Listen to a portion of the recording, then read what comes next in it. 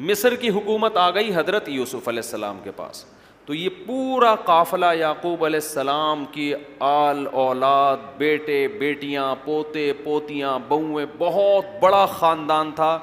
یہ جو نحوست ہے 2 بچوں والی, یہ پیغمبر کبھی بھی اس منحوس نعرے کو پیغمبروں نے کبھی بھی فالو بولو نہیں کیا. یہ نعرہ لبرل لوگوں سے آیا ہے, ملحد لوگوں سے آیا ہے, اور اس کا عذاب کہ ان کے خاندان ختم, محبتیں ختم, خاندان سمٹ کے کتے بلیوں میں آ کے منحصر ہو گئے. کتے پالتے ہیں, یوٹیوب پہ دیکھ لو, بندر پالے ہوئے, ان کو پیمپر پہنائے ہوئے ہیں, یہ کام کر رہے ہیں, وہ بندروں سے دل بہلا رہے ہیں. ہم تو جاتے ہیں گھر میں, بچے ایسی پیاری پیاری باتیں کر رہے ہوتے ہیں. آج میں نے روزہ رکھا ہے, چڑیا والا روزہ. میں نے کہا یہ چڑیا والا روزہ کیا ہے؟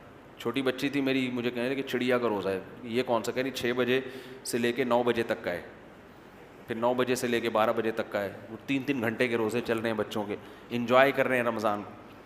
انگریزوں کے ہاں بندر ملیں گے آپ کو, کتے ملیں گے, ان سے دل بہلا رہے ہوتے ہیں. انسان جب مارکیٹ سے شارٹ ہوگا تو گھروں میں کتے بندر آئیں گے. ٹھیک ہے, بندر بھی بڑا اچھا لگتا ہے پالنے میں, کتے بھی اچھے ہوتے ہیں, بلیاں بھی. انسانوں سے زیادہ, اپنی بچوں سے زیادہ میرے بھائی کوئی بھی اٹریکٹیو بولو نہیں. مجھے لوگ بتا رہے ہوتے ہیں بندر پالے ہوتے ہیں, کتنے کیوٹ کیوٹ سے بندر, کتنی پیاری پیاری بلیاں. او بھائی اپنی اولاد سے کمپیئر کرو. یہ کام ان لوگوں کے ہیں جن کے ہاں اولادیں نہیں ہیں. اپنی اولاد کو پال, وہ بڑھاپے میں تمہارا سہارے. بندر کیا کرے گا؟ یہ تو زرداری کی تقریروں پہ ہنسے گا اور تھوڑی کوئی کام ہے. زرداری جب تقریر کریں گے نا کہ میں غربت کا خاتمہ چاہتا ہوں, مجھے غریب کو دیکھ کے ترس آتا ہے, تو بندر ہنسنے کے کام آئے گا, میم بنانے کے کام آئے گا. اس کے علاوہ تھوڑی کچھ ہوگا اس کا. تو خیر, تو یعقوب علیہ السلام کا بہت بڑا خاندان ہو گیا تھا, کیونکہ آپ نے بھی کثرت سے نکاح کیا یعقوب علیہ السلام نے. ایک بیوی سے حضرت یوسف علیہ السلام بنیامین پیدا ہوئے, دوسری زوجہ سے دوسرے, اور اس کے بعد بھی آپ نے نکاح کیے. تو یہ پورے بیٹے بیٹیاں, بہویں, داماد, پورے خاندان کو لے کر آپ کہاں شفٹ ہو گئے؟ مصر میں. لیکن بہرحال مصر میں آپ اقلیت میں تھے, کیونکہ وہاں پہلے سے ایک بہت بڑی ریاست قائم تھی جو غیر مسلم تھی. یوسف علیہ السلام کے ہاتھ میں جب حکومت آئی ہے تو انہوں نے دین کی تبلیغ کی, وہاں بالآخر دین کافی حد تک پھیلتا چلا گیا, لیکن تھے بہرحال مینورٹی میں. بالآخر یوسف علیہ السلام کے انتقال کے بعد کچھ وقت اچھے لوگ آئے, آتے آتے پھر دوبارہ برے بادشاہ مسلط ہونا شروع. قوم پرستی. مصر کے ہر بادشاہ کو فرعون کہا جاتا تھا, سمجھ لیں, یہ لقب تھا مصر کے بادشاہ کا. کیا کہا جاتا تھا؟ فرعون. تو ان کو نا یہ قوم پرستی دنیا میں ہمیشہ سے ایک ایسا گندا نعرہ ہے جس نے انسانوں کو برباد کیا ہے. یہ ہمارے کنٹری کا نہیں ہے, یہ ہمارے ملک کا نہیں ہے, یہ ہماری قوم کا نہیں ہے, یہ پٹھان ہے, یہ پنجابی ہے, یہ مہاجر ہے, یہ سرائکی. یہ ایک بدبو. حدیث میں پتہ ہے ان نعروں کو کیا کہا گیا؟ یہ منتنا. منتنا کہتے ہیں جو مردہ گدھا نہیں پڑا ہوا ہوتا, یہ مردہ بکری کا بچہ, کیسی گھن آ رہی ہوتی ہے. تو آپ صلی اللہ علیہ وسلم نے قوم پرستی کے ان نعروں کو کیا کہا ہے؟ بدبودار. آپ سعودی عرب میں جائیں, وہ آپ کو ٹیڑھی نظروں سے دیکھ رہے ہیں, غیر ملکی ہے. وہ کوئی ہمارے ملک میں آئے, ہم اس کو ٹیڑھی نظروں سے دیکھ رہے ہیں, کوئی اور ہے, یہ ہمارا نہیں ہے. یہ تو لکیریں تو ہم نے بنائی ہیں بھائی. کلکم من آدم, حدیث میں آتا ہے تم سب کس کی اولاد ہو؟ آدم کی.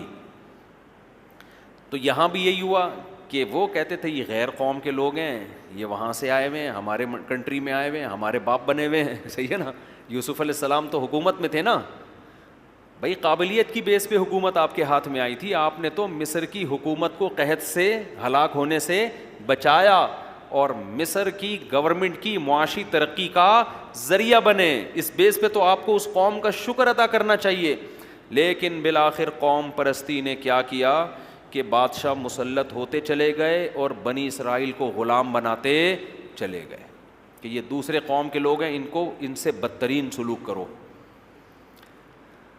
آج بھی ایسا ہی ہوتا ہے دنیا میں. جو قوم اقلیت میں ہوتی ہے اس کے رائٹس ہی نہیں ہیں, ان کو لوگ غلام بنا دیتے ہیں, ظلم شروع کر دیتے ہیں ان کے اوپر. تو نتیجہ کیا نکلا کہ بالآخر مصر میں فرعون مسلط ہوتے ہوتے ہوتے یہ جو فرعون ہے نا جس کا قرآن میں ذکر ہے, یہ مسلط ہوا تو اس نے تو ظلم کے پہاڑ توڑ دیے. اس کو ہر وقت خطرہ لگا رہتا تھا کہ یہ قوم توحید پرست ہے، ایک نظریہ ہے، اور ایک خدا کو ماننے والے لوگ ہیں، پیغمبروں کو ماننے والے لوگ ہیں۔ یاد رکھو جو نظریاتی قوم ہوتی ہے لوگوں کو خطرہ ہمیشہ اس سے ہوتا ہے۔ آج ملحد لوگ ہندو مذہب کا آپ کو مذاق کبھی بھی اڑاتے ہوئے نظر نہیں آئیں گے۔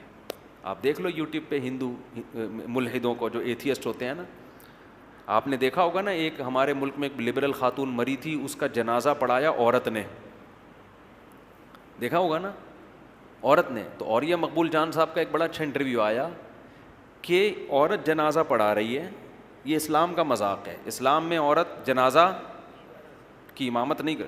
انہوں نے کہا یہ مذاق نہ کبھی کسی عیسائی مذہب کے ساتھ کوئی کرتا ہے نہ ہندو مذہب کے ساتھ، ہر ایک کی رسومات کا احترام کیا جاتا ہے، یہ صرف اسلام کا مذاق کیوں اڑوایا جا رہا ہے؟ بھائی ہر مذہب میں ہوتی ہیں نا کچھ تعلیمات۔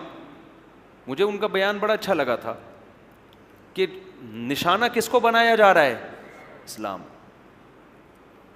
نبی صلی اللہ علیہ وسلم پہ اعتراضات کیے جاتے ہیں، آپ نے یہ کیا، آپ نے یہ کیا، آپ نے۔ ایک صاحب نے میرے بیان پہ اعتراض کیا، میں نے جلد نکاح کی ترغیب دی نا، ایک صاحب نے کہا کہ ان سے بولو، ان مولویوں سے بولو اپنی 9 سال کی بچی کا نکاح 50 سال کے آدمی سے کیا کریں، پھر پیغمبر کی سنت زندہ ہوگی۔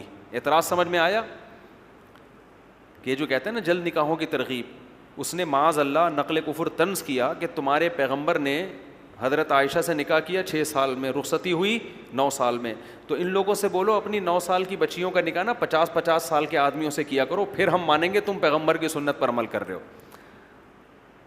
اس کا جواب یہ ہے کہ اگر ہمیں کوئی 50 سال کے، ہم نبی کے دور میں ہوتے نا، اب تو نبوت کا دروازہ بند ہو گیا، کوئی سچا نبی ہو وہ 50 سال کا کیا 100 سال کا بھی ہوگا تو 9 سال کی بچی کا ہم فخر سے اس سے نکاح کریں گے، ہمیں اگر یقین ہوگا کہ یہ اللہ کے پیغمبر ہیں۔ اسلام میں یہ نہیں ہے کہ کوئی بھی 50 سال کا ہے تو اٹھا کے دے دو، بھائی ان کی قابلیت تو دیکھو، وہ کون ہے؟ اللہ کے پیغمبر۔ تو یقیناً اس سنت کو زندہ کریں گے، لیکن اللہ نے نبوت کا دروازہ بند کر دیا۔ ایک عیسائی عورت نے اعتراض کیا تھا، مجھ سے سوال پوچھا کہ اتنی کم عمر لڑکی سے نکاح کیا۔ میں نے کہا آپ بتاؤ اگر عیسیٰ علیہ السلام جن کو آپ نبی مانتی ہو آج موجود ہوتے اور آپ کی عمر کم ہوتی، آپ ان سے نکاح کرتی؟ اس نے کہا فوراً کرتی۔ تو میں نے کہا جیسے آپ کو ان کے پیغمبر ہونے کا یقین ہے، ابو بکر کو محمد صلی اللہ علیہ وسلم کے پیغمبر ہونے کا یقین، حضرت عائشہ کو محمد صلی اللہ علیہ وسلم کے پیغمبر ہونے کا یقین، اور کیسی کامیاب زندگی گزری ہے، کس قدر ساری زندگی حضرت عائشہ نے فخر کیا ہے۔ تو اسلام میں یہ نہیں ہے کہ 9 سال یا 10 سال کی بچی کا کسی بھی 50 سال کے آدمی سے آپ نکاح کر دیں، اگر اس کے اندر کوئی ایسی قابلیت ہے تو لوگ کرتے ہیں، آج بھی کرتے ہیں، مال دیکھ کے کر رہے ہوتے ہیں۔ آپ نے دیکھا نہیں ہے 70 سال کے بڈھے کروڑ پتی ہوتے ہیں، پیسوں کی بیس پر کم عمر لڑکیوں سے شادی کر رہے ہوتے ہیں، اور وہ کم عمر لڑکیاں اس نکاح پہ خوش ہوتی ہیں، کہتی ہیں ہمیں کوئی بات نہیں، بڈھا ہے کوئی مسئلہ نہیں، پیسہ ملے گا۔ تو جب پیسے کی بیس پر وہ کمپرومائز کرتی ہیں تو نبوت کی بیس پر، نبوت تو اس کائنات کا سب سے بڑا عہدہ ہے، اور امی عائشہ کو اس نکاح سے جتنے فائدے ہوئے اتنے کسی خاتون کو کسی سے نکاح سے ایسے فائدے نہیں ہوئے۔ آج حضرت عائشہ کا نام جو دنیا جانتی ہے اور ادب و احترام سے لیتی ہے، وہ اس لیے کہ آپ کا نکاح کس سے ہوا؟ سید الانبیاء محمد صلی اللہ علیہ وسلم سے، اور آدھا علم آپ کے ذریعے امت تک پہنچائے۔ تو یہ جتنے اعتراض پیغمبر کی شخصیت پہ کریں گے، کسی اور مذہب کے ماننے والوں کی شخصیت پہ نہیں، حالانکہ ان پر کروڑوں اعتراضات ہوتے ہیں، کروڑوں۔ تو اس سے ہمیں پتہ چلتا ہے کہ بھائی جن تلوں میں تیل ہوتا ہے نا، انہی سے تیل نکالنے کی کوشش کی جاتی ہے۔ ان کو پتہ ہے کہ دنیا میں اگر کوئی مذہب ہے تو کون سا ہے؟ اسلام ہے، باقی کو کوئی ویسے ہی نہیں مانتا، باقیوں کو لوگ ویسے ہی لفٹ نہیں کراتے۔ اس لیے سارے اور پھر مسلمان علماء پہ اعتراضات، مولویوں کے پیچھے پڑے رہیں گے۔ ایک ملحد نے بقرعید پہ ایک دکھایا، ایک مولوی کا پیٹ اتنا بڑا نا، ایسے دکھایا، فرضی تصویر بنائی تھی اور کہا تھا یہ بکروں کا قبرستان ہے۔ یہ کیا ہے؟ یہ جو بکرے کٹیں گے نا اس کا کیا ہے؟ قبرستان. میں نے تو نہیں دیکھا کوئی مولوی اتنے بکرے کھاتا ہو. ان بقرعید کے دنوں میں جتنا غریب آدمی گوشت کھاتا ہے نا وافر مقدار میں, اتنا امیروں کو نہیں ملتا. امیر تو پورے سال کھاتے ہیں. بقرعید کے دنوں میں اگر وہ بناتا نا کسی غریب آدمی کا پیٹ اور کہتا ہے یہ مسلمانوں میں جو غریب لوگ ہیں ان کا پیٹ بکروں کا قبرستان ہوتا ہے, ہم کہتے ہیں صحیح بات کر رہا ہے کہ ان دنوں میں جتنا گوشت غریب کو کھانے کو ملتا ہے اتنا پورے سال کھانے کو نہیں ملتا. لیکن کہاں لے کر آ رہا ہے؟ مذہبی رہنماؤں کو. تو ان کی دشمنی اسلام سے, ان کو پتہ ہے دنیا میں پنپنے والا کون ہے؟